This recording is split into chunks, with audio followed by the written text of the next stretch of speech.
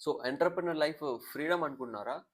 కానీ ట్రూత్ ఏంటంటే స్ట్రెస్ వాళ్ళ daily partner. So money pressure అని, టీమ్ ప్రెషర్ అని, ఫ్యామిలీ ఎక్స్‌పెక్టేషన్స్ అని బయట మాత్రం స్ట్రాంగ్‌గా కనిపించాలి. సో లోపల మాత్రం completely overload.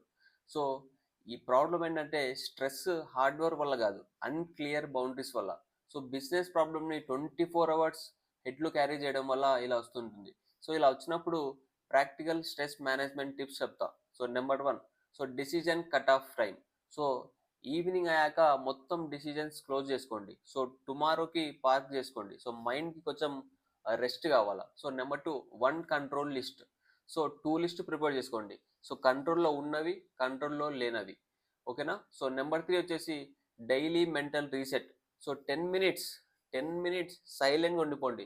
So no phones, no calls, just breathing. So ఇది వీక్‌నెస్ కాదు, మెయింటెనెన్స్. సో స్ట్రెస్డ్ ఎంటర్‌ప్రెన్యూర్ ఎప్పటికీ లాంగ్ టర్మ్‌లో విన్ అవ్వడు.